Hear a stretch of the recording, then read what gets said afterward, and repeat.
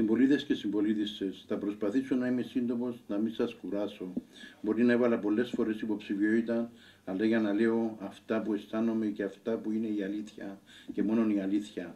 Μπορεί να είμαι φτωχός, αλλά με το κεφάλι ψηλά.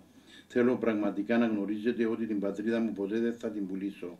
Δεν ονειρεύομαι μια προεδρική καρέκλα ή έναν παραφουσκωμένο μισθό, όπου ο μισθός μου θα πηγαίνει για φτωχούς και άπορες οικογένειες.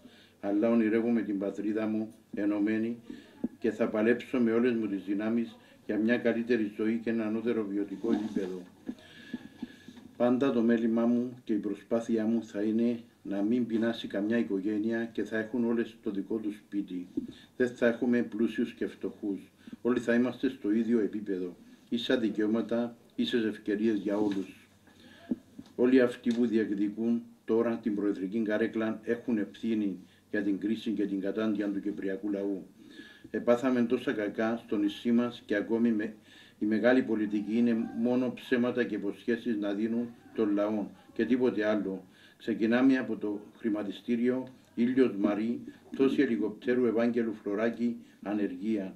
Όλοι έχουν την ευθύνη και καλούνται να πάνε σπίτι τους και να αφήσουν τον κυπριακό λαό στην ησυχία τους. Εάν με εκλέξουν για πρόεδρο, πρώτο μου μέλημα είναι να διεξαχθεί έρευνα για τις πολιτικές και ποινικές ευθύνες για όλους και τα συμβάντα που έχουν γίνει στον τόπο μας. Σε αυτές τις κρίσιμες μέρες που περνάμε, η πατρίδα μου, είμαι υποχρεωμένος να βγω και να φωνάξω αυτά που δεν τολμά κανένας να τα πει την αλήθεια.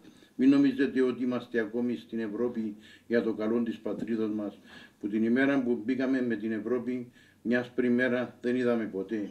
Όλοι κατεβαίνουν σε απεργίες, επιχειρήσεις κλείνουν κάθε 10 ή 8.